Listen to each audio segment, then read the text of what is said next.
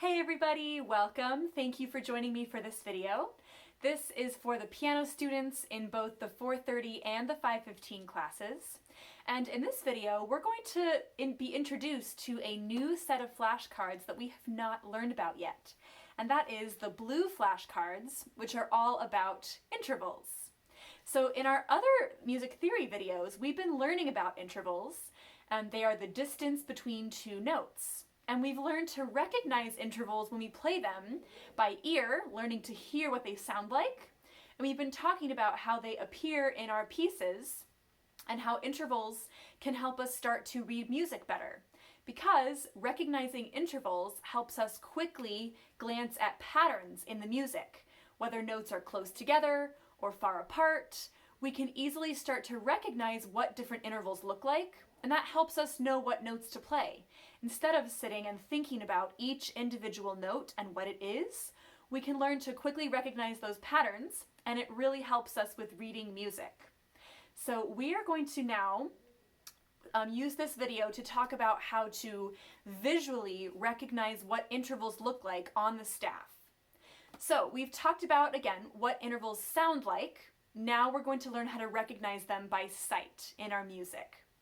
So each interval flashcard has a set of two notes on it, and our task is to count in between the notes to figure out the distance between them, and that is the interval. So for example, in this card, we need to recognize first what are the two notes, and then count and see the distance between them. So we have middle C and D. We start counting on the first note and finish counting on the second note. So 1, 2.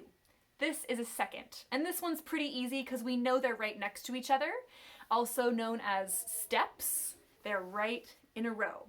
So, but in music, we call that a second. And here you can see them played at the same time or right on top of each other.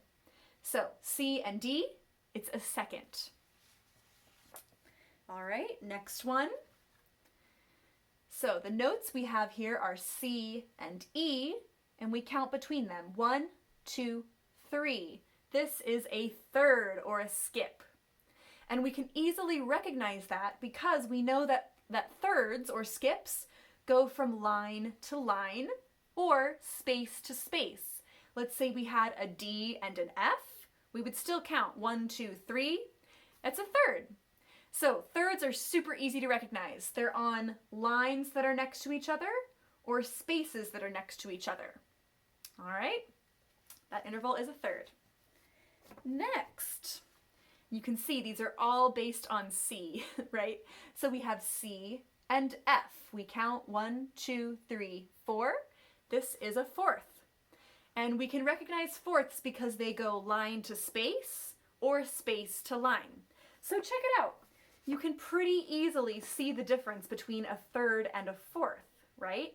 They're still pretty close together, but a third goes from line to line, or space to space, and a fourth goes from line to space, or space to line, right? So starting to recognize these patterns really helps us in reading our music more quickly and easily. All right, next one. You can probably guess these are going in order. So we have C to G, and we can count up or just recognize it. It's 1, 2, 3, 4, 5. That is a fifth. Okay, and fifths you can see it goes from line to line, but skipping over a line. Or it could go from space to space, but skipping over a space. So for example, a third, we might get tricked and think they're the same. But if you notice, a third goes from one line to the next line, while a fifth goes from one line, skips a line, and goes to the next one up. So you can see how they look different, right? Okay. I bet you can figure out what's coming next. This one is C to A. And if we count up from C to A, we get 1, 2, 3, 4, 5, 6. This is a sixth. And just to reiterate, if you're a little confused about the counting, the first note is 1, and you finish counting on the last note. So C is 1, D is 2, E is 3, F is 4, G is 5, A is 6. It's a sixth. Okay? All right. This one, they look pretty far apart, you can already tell. Okay, so the notes are C and B, and that is going to be a seventh. So this one is pretty easy to visually recognize because it's pretty far apart, right? So C to B, it's a seventh. And then, last but not least, we take a look at our two notes and we have C to C. Now, if we count it, we're going to count to 8, right?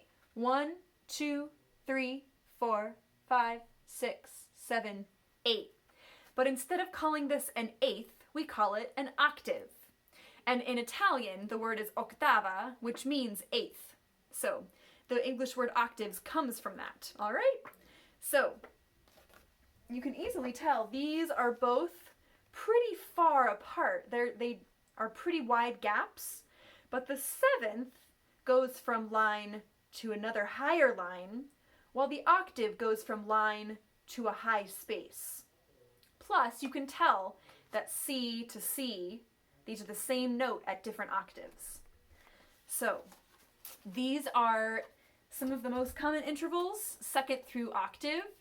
And I know it seems like a lot to think about, right? We're counting notes, we're thinking about lines and spaces, but the more we start to become familiar with these, the easier it gets to be able to read our music.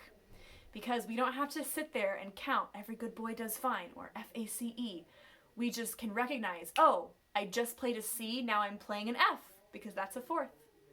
All right, so we're gonna go through these again, but I'm gonna mix them up a little bit.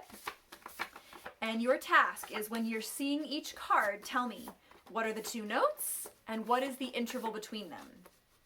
All right, so let's go. Here we go.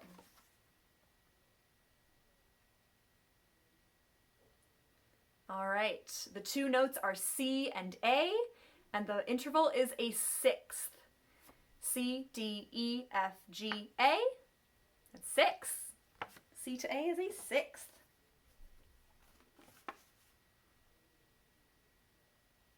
All right, these are right next to each other, C and D. It's a second.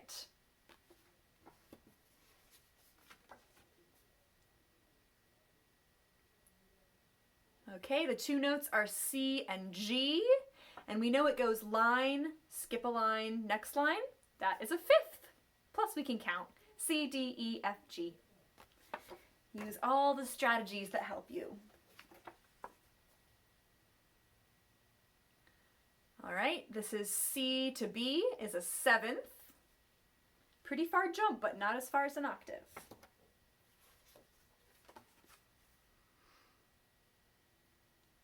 All right, we have C and E. This is a third, or a skip, line to line.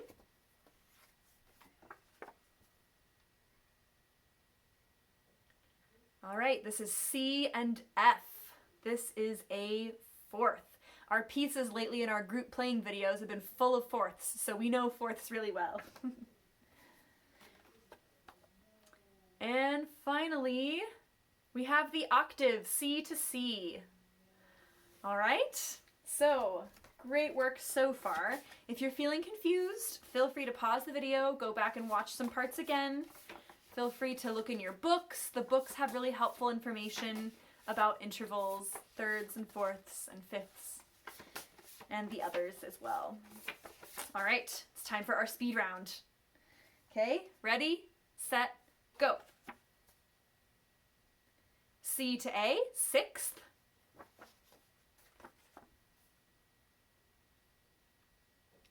C to F, fourth.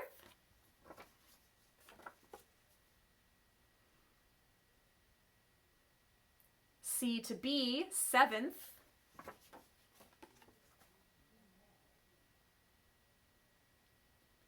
C to G, fifth.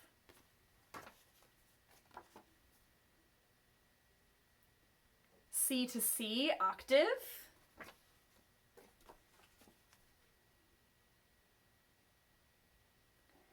C to D, second.